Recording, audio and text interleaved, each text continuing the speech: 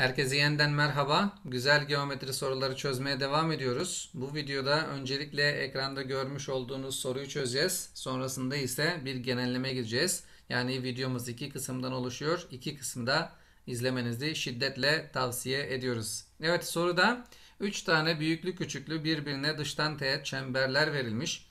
Ve bunların üçü de aynı doğru parçasına teğet olduğuna göre kırmızı, yani ortadaki küçük çemberin yarıçapı isteniyor bizden. Mavi çemberin yarıçapı 9 birim verilmiş. Sarı çemberin yarıçapı da 4 birim verilmiş arkadaşlar. Dilerseniz videoyu burada durdurup kendiniz çözmeye çalışabilirsiniz. İsterseniz de çözüme direkt geçelim. Evet arkadaşlar, çözüme şöyle çemberlerin merkezlerini isimlendirerek başlıyorum. Birinci çemberime ben O1 diyeyim. İkincisine de, yani sarı olana da O2 diyeyim. Şöyle. Ve ortadaki bulmak istediğime de O diyeyim. Tamam. Şimdi O'dan O1'e bir doğru parçası çizelim. Böylelikle ne yapmış oluyoruz? İki çemberin merkezlerini birleştirmiş oluyoruz. Ve kullanacağım başka bir doğru parçası daha çizeceğim burada. Yani O'dan AO1'e bir dikme indiriyorum gördüğünüz gibi. Burası 90 derece. Burada isimlendireyim, mesela H diyeyim. Tamam, harika. Bakın burada bir dik üçgen oluştu. ABOH. Burada demek ki OH AB'ye eşit olacak. İsterseniz bunu buraya yazalım. AB eşittir OH. Evet. Uzunluk bunlar değil mi? Şöyle. Evet. Tamam. Peki O1H uzunluğum ne olacak? O1H uzunluğunda, burası da R olduğuna göre arkadaşlar, bakın dikdörtgendi burası. Burası da R, burası da R olur. O zaman demek ki burası O1H uzunluğu ne olacaktır? 9 eksi R olur. Burada görmüş olduğunuz hipotenüs uzunluğu ne olur bu durumda arkadaşlar? Hipotenüs uzunluğu da, bakın burası R, burası da 9 olduğuna göre 9 artı R olur. 9 artı R. Tamam, o zaman ben Pisagor bağıntısını burada uygulayabilirim. Demek ki OH'ın uzunluğu artı karesi HO1'in uzunluğu eşit olacaktır O1'in uzunluğunun karesine. Evet, Pisagor bağıntısından OH demişti ki AB'ye eşit. O zaman AB'nin karesi artı HO1 uzunluğu 9 eksi R idi. 9 eksi R. Diğeri de hatırlarsanız 9 artı R idi. 9 artı R'nin karesi. Tamam. Bu ifadeyi karşı tarafa atarsam ben, yani AB'nin karesini yalnız bırakırsam, bakın bir iki kare farkı elde edeceğim. Dilerseniz parantezleri açarak da sonuca ulaşabilirsiniz. Ben burada iki kare farkını kullanacağım. Yani 9 artı R'nin karesi eksi 9 eksi R'nin karesi. Tamam. Burası iki kare farkı olduğuna göre bakın. Birincisinde ikisinin toplamını alayım. İkisini toplarsak arkadaşlar R'ler birbirini götürür. 18 elde ederiz. Farkını da alırsak bu sefer de 9'lar birbirini götürür. 2R kalır. 2R demek ki AB'nin karesi 2 çarpı 8 36R'den AB'nin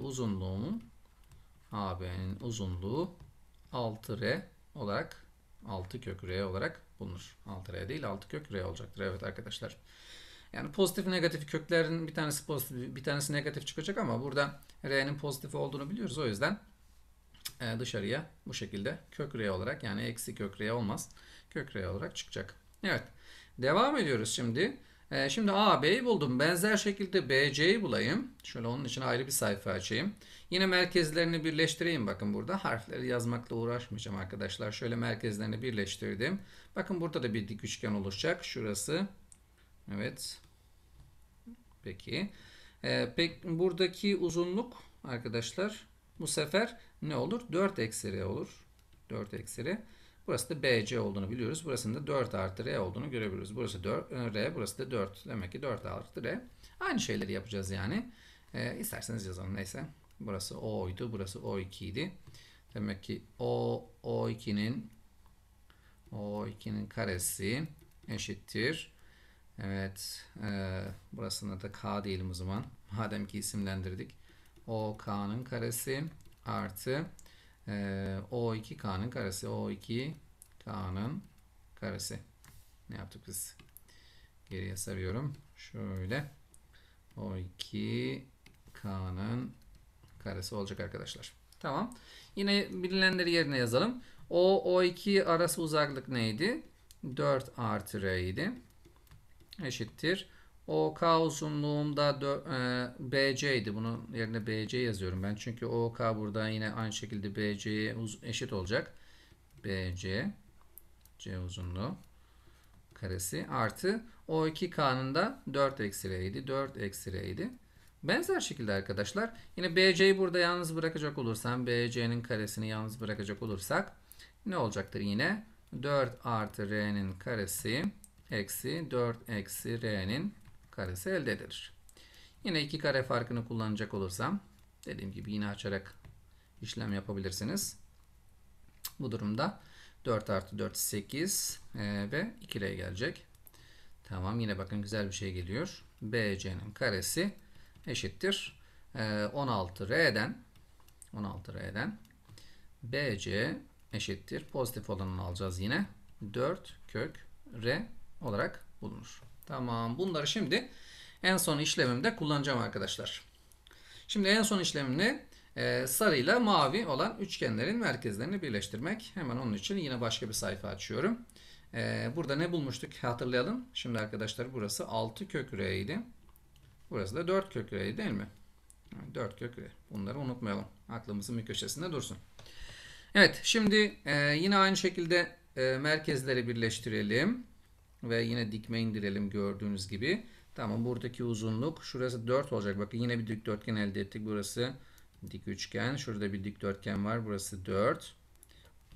O zaman burası arkadaşlar 9 eksi 4'ten 5 olur. Burası 9. Burası da 4 olduğuna göre hipotenüs de 13 olur. Aslında bakın bu bir özel dik üçgen. 5, 12, 13 dik üçgen ama yine biz bilmediğimizi farz edelim. Yani AC'nin uzunluğunun karesi Neden AC'nin uzunluğunun karesini alıyorum? Çünkü AC'nin uzunluğu da bakın burada neye eşit? Bakın şuradaki kesik olan çizgilerle çizmiş olduğumuz doğru parçasının uzunluğuna eşit. Yani AC'nin karesi eşittir. Neyin karesine? 9 artı 4 13'ün karesi eksi 5'in karesine arkadaşlar. 5'in karesine. Tamam, burada iki kare farkı falan uğraşmayacağım. Sadece AC'nin karesi. Burası 169 yapıyor. Eksi. Burası da 25 yapıyor. AC'nin karesi eşittir. 169 eksi 25 144 yapar. 144 demek ki AC eşittir 12 arkadaşlar. 12.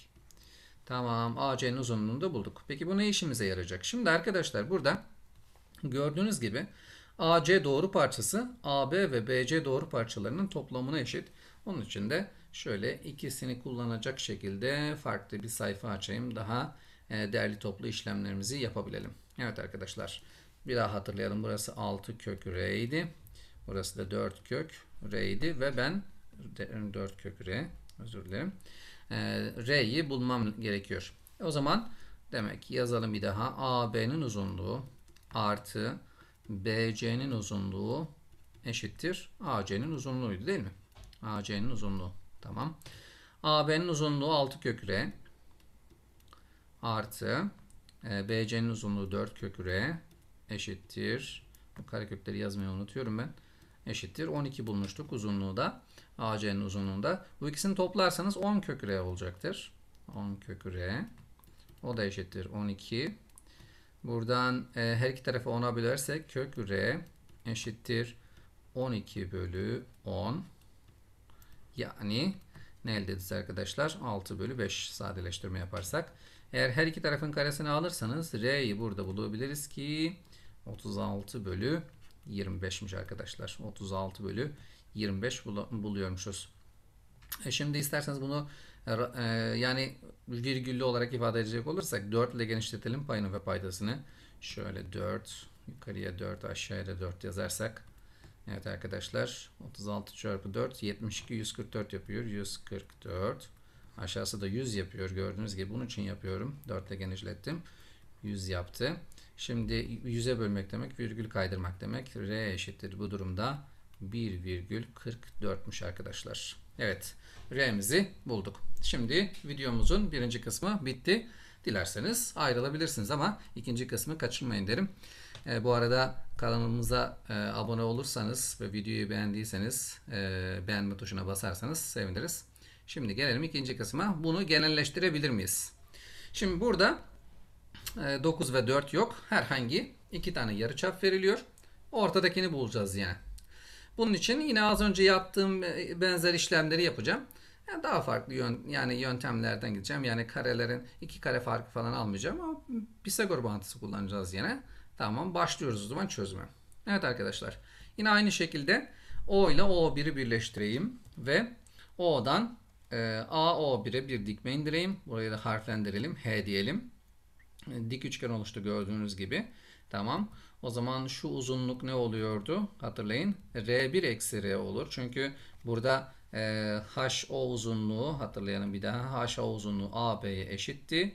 Burası da R ise burası da R'dir arkadaşlar. Demek ki AH uzunluğu da R. Yani O1 H uzunluğu R1 eksi R olmuş oluyor. Peki şu uzunluk neydi? Bu uzunluk da R1'di. Veriliyor zaten. Uzunlukta R olduğuna göre O1 uzunluğu arkadaşlar ne olarak buluruz biz? R1 artı R olarak buluruz. Güzel. Şimdi neler birbirine eşitti? Evet bakalım burada. Burada bir Pisagor bağıntısı kurabiliriz demiştik. O1H uzunluğunun karesi artı OH uzunluğunun karesi O1 uzunluğunun karesine eşit oluyor. Gördüğünüz gibi şekildeki dik üçgende. OH da hatırlarsanız AB'ye eşit olduğuna göre buradaki eşitlikte yerine yazarsak bunu bakın bunu elde ederiz.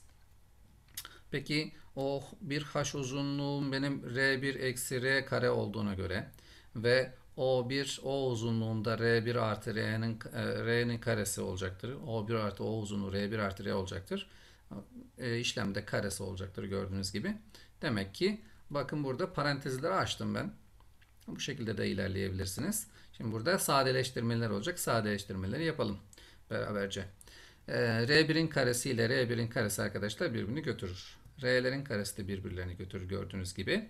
O zaman AB'nin karesi neye eşit olacaktır arkadaşlar? 2 çarpı R1 çarpı R'yi karşı tarafa atarsam 4 tane R1 çarpı R olur. Bu durumda AB arkadaşlar 2 kök R1 çarpı R olacaktır. Şimdi aynı işlemi diğer çemberlerde uygulayacağım. Bu sefer O1 ile O2 ile özür dilerim. O'yu birleştirelim. Tamam. Yine dikme indirelim. O2C'ye dikme indiriyoruz bu sefer. Burada bakın başka bir dik üçgen elde ettik. Şuradaki uzunluğu buradakine K dedik noktaya ve buradaki uzunlukta benzer şekilde R2 eksi R olacaktır. Ve yine Pisagor bağıntısı çekerseniz arkadaşlar O2K'nın karesi artı OK'nın karesi eşittir. O2 O'nun karesine eşit olacaktır arkadaşlar. Yine OK ile BC birbirine eşitti benzer şekilde. Yerine yazarsak bakın yine benzer denklemler elde ediyoruz. Gördüğünüz gibi yine açalım. Ve bu durumda BC'nin karesi ne olacaktır?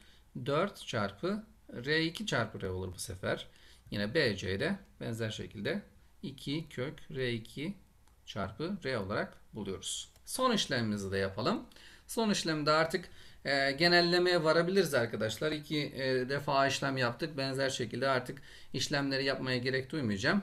Bu durumda O1 ile O2'yi birleştirecek olursak gördüğünüz gibi AC'nin uzunluğunu ne buluruz? 2 kök R1 çarpı R2 bulmuş oluruz. Tamam, güzel. Yine ben biliyordum ki öncekilerden şöyle AB 2 kök R1 çarpı R idi. BC de 2 kök R2 çarpı R idi. Arkadaşlar AC'nin uzunluğunda AB ile BC'nin toplamına eşit olduğunu biliyoruz. Onları yerine yazarsak bakın şöyle bu denklemi elde ederiz. Ne işimize yarayacak şimdi bu? Şimdi bunun için yeni bir sayfa açalım arkadaşlar. Şöyle hatırlayalım, bu eşitliği elde etmiştik. Şimdi benzer terimler var. Ne yapacağız bunu bulmak için? Her iki tarafın karesini mi alacağız? Hayır arkadaşlar. Genelleme elde etmek için şöyle her üç terim, bakın her üç terimde de ortak gibi görünenler neler var? R1, R2, R var. O zaman bunlara hepsine ikiler de ortak, sadeleştirme yapabiliriz burada ama direkt 2 kök R çarpı R1 çarpı R2'ye Bölelim her iki tarafı. Bu durumda gerekli sadeleştirmeler yapılacak. Mesela sadece ben birisini de göstereyim. Şurada ikiler birbirini götürecek gördüğünüz gibi. Kök içerisinde olduğu için aynı kök içerisinde yazılabilir bunlar. R1'ler de gider bakın burada. R2'ler de gider. Görmüş olduğunuz gibi sadece ne kaldı? 1 bölü kök R kaldı. İkincisinde de eğer aynı ifadeye bölersek ve sadeleştirmeli yaparsak bakın ne elde edeceğiz arkadaşlar? 1 bölü kök R eşittir 1 bölü kök R1 artı 1 bölü kök R2 sonucuna ulaşmış oluruz. Evet. Sonuca ulaştığımıza göre videonun sonuna da gelmiş bulunuyoruz. Bir sonraki videoda buluşmak üzere. Hoşça kalın, sağlıklı ve mutlu kalın diyoruz. Umarım videoyu beğenmişsinizdir. Bye.